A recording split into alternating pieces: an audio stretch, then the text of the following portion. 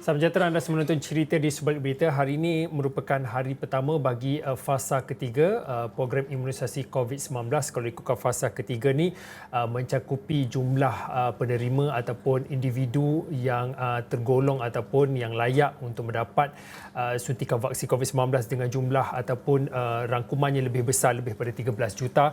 Dan hari ini juga signifikannya iaitu 21 Jun 2021 antara lain melihat kepada PPV Pusat Pemberian Vaksin yang mega yang diadakan ataupun yang diletakkan di Stadium Nasional Bukit Jalil.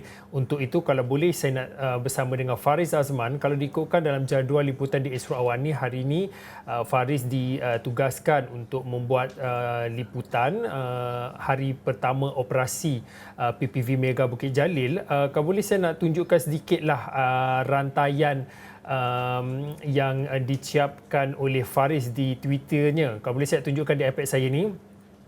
Katanya dah macam movie World War Z. Ini PPV Stadium Nasional Bukit Jalil yang beroperasi pada hari pertama. Kalau boleh saya tunjukkan video yang sempat dikongsikan Faris di Twitternya, Faris Azman. Kemudian dikongsikan sedikit kehadiran ataupun ketibaan Menteri Penyelaras Program Imunisasi COVID-19 sudah tentu Yang Berhormat Khairi Jamaluddin. Faris, kalau boleh untuk waktu ini hari pertama operasi PPV Mega Stadium Nasional Bukit Jalil. Kita tahu Stadium Nasional biasanya dikaitkan dengan aktiviti sukan, penganjuran aktiviti sukan. Tetapi untuk waktu ini dalam situasi dan juga waktu yang cukup mencabar ini, fasiliti sukan itu ditukar menjadi fasiliti kesihatan awam. Mungkin boleh dikongsikan permulaan operasi hari pertama PPV Mega Stadium Nasional Bukit Jalil.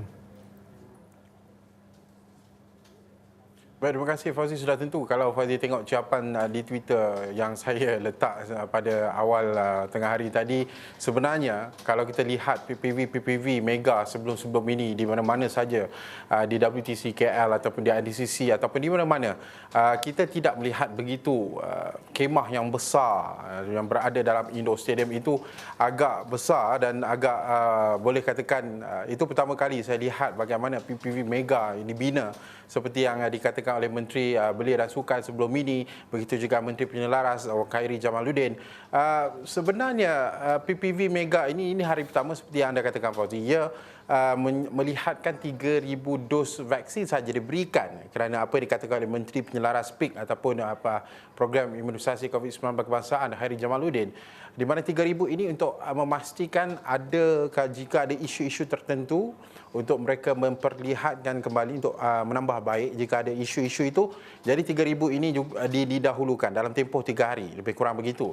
Dan apa yang dikatakan oleh KJ sendiri, selepas 3 hari ia akan ditingkatkan ataupun ditingkatkan kepada 50%, iaitu kepada 5,000. Dan dalam tempoh 5,000 itu mereka akan lihat jika ada troubleshoot ataupun ada isu-isu yang berbangkit sepanjang PPV Mega Stadium Bukit Jalil ini berlangsung.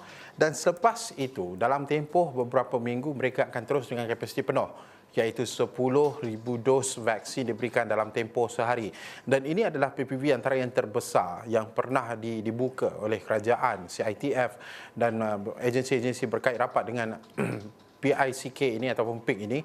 Sudah tentu apa yang dikatakan oleh KJ sebentar tadi, selain daripada PPV, SB ataupun Stadium Bukit Jalil, Stadium Nasional Bukit Jalil SNBJ ini, terdapat PPV WTC, PPV Axiata Arena. Kalau kita tahu Axiata Arena sebelum ini dibuka khas untuk warga emas. Kalau kita tahu juga dalam tempoh malam tadi juga Khairi Jamaluddin juga menyatakan bahawa 88% warga emas telah pun divaksinasi. Jadi fokusnya ketika ini adalah kepada golongan yang berusia 40 tahun ke bawah. Jadi PPV Mega seperti Stadium Bukit Jalil ini adalah fokusnya kepada golongan-golongan itu.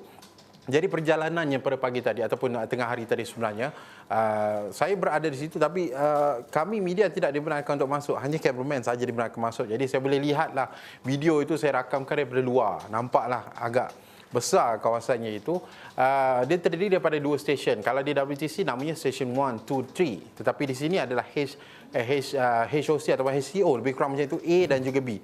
Dan ada kaunter untuk menunggu. Selepas itu macam biasa saringan suhu dan seperti yang kita tahu dalam PPV sebelum ini, dan mereka perlu menunggu di kawasan-kawasan yang telah disediakan. Dan selepas itu ke meja pendaftaran dan untuk konsultasi yang telah dilakukan oleh doktor-doktor yang telah ditempatkan di sana.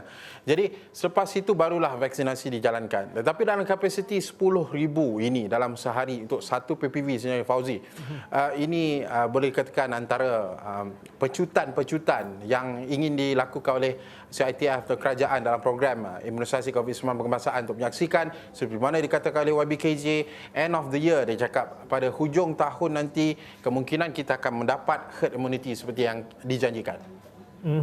Faris, kalau boleh saya nak pinjamkan sedikitlah beberapa keping gambar yang dimuat naik di Ciapan khususnya di platform Twitter JKJAV. Kalau boleh saya nak tunjukkan di iPad saya, ini adalah antara beberapa keping gambar yang turut dimuat naik di Twitter milik JKJAV khususnya bagi operasi hari pertama PPV Pusat Pemberian Vaksin Mega di Stadium Nasional Bukit Jalil.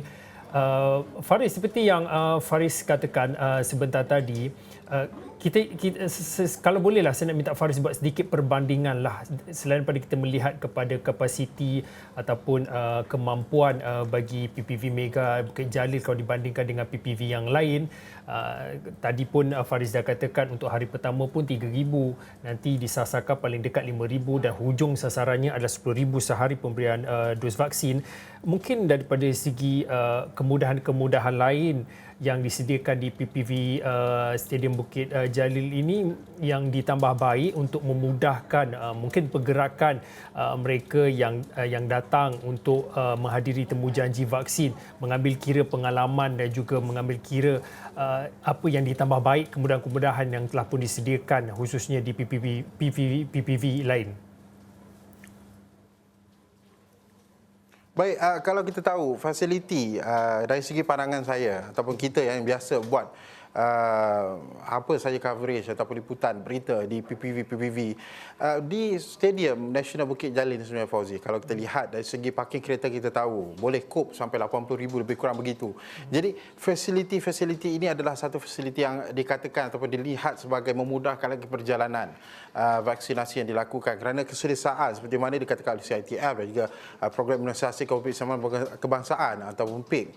Keselesaan pengguna itu amat penting. Jadi apa dikatakan oleh YBKJ dengan kelolaan juga dan juga dengan kerjasama daripada Pembadanan Stadium juga bersama dengan KBS dan sebagainya. Jadi fasiliti itu boleh katakan kali ini melihat kepada Stadium Nasional Bukit Jalil, fasilitinya tip-top dan memudahkan perjalanan. Begitu juga kerana kalau kita tahu sampai ke Stadium Bukit Jalil, terdapat entrance atau pintu-pintu masuk yang telah disediakan.